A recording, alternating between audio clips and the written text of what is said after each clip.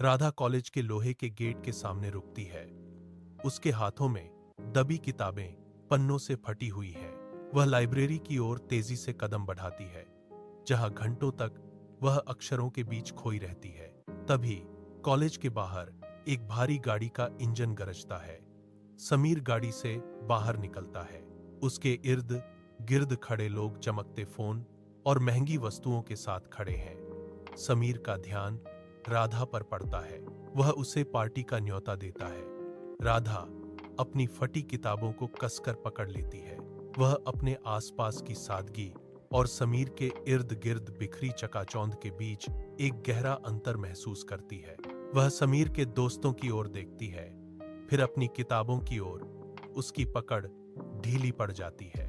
वह समीर के निमंत्रण को सुनती है और उसकी नजरें जमीन पर झुक जाती हैं। कॉलेज का शोर अब उसे अपनी ही खामोशी से अलग लगने लगा है। अगले दिन राधा क्लास नहीं जाती। वह समीर की गाड़ी में बैठकर मॉल पहुंचती है। भीड़भाड़ के बीच वह अपनी पुरानी सैंडल को एक कूड़दान में डाल देती है। वह समीर द्वारा दिए गए नए कपड़े पहनती है। अब उसके हॉस्टल के कमरे में रखी पढ़ाई की फाइलें धूल से ढकने लगी हैं।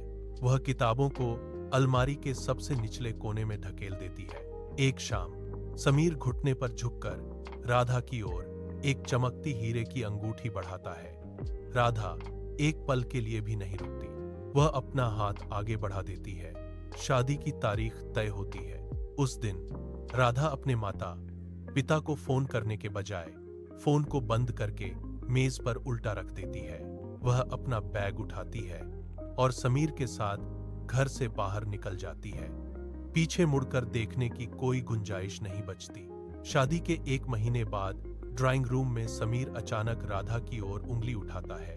वह राधा के पुराने कपड़ों की ओर इशारा करते हुए उसे सबके सामने गरीब मजदूर की बेटी कहकर पुकारता है।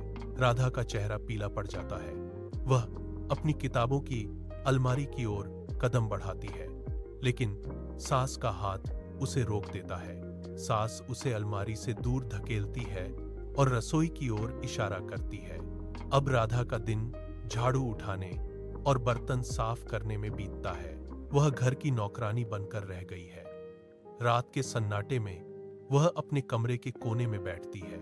यह कमरा अब एक सोने का पिंजरा बन चुका है और वह खिड़की के पास जाती है और बाहर की ओर देखती है।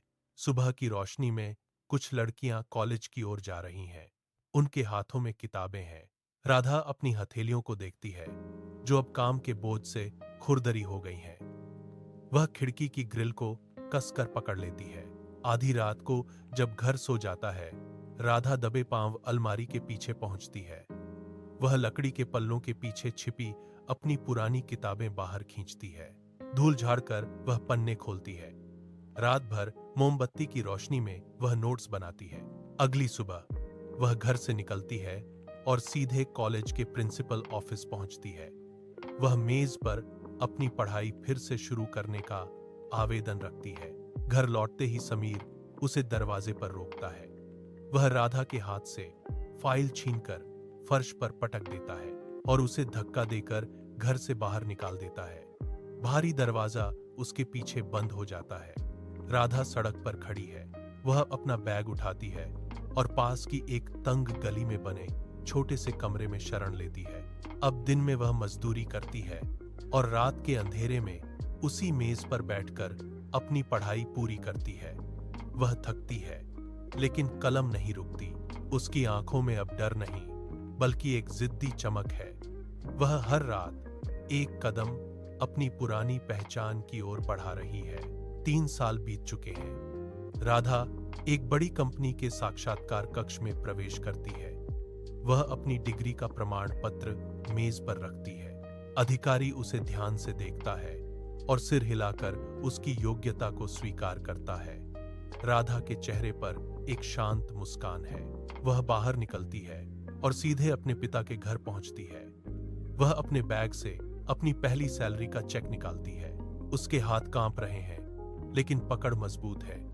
वह चेक पिता के हाथों में थमाती है। पिता की आंखों में पानी है। राधा खिड़की के पास जाकर बाहर देखती है। अब वह किसी और की छाया में नहीं, बल्कि अपनी मेहनत की जमीन पर खड़ी है।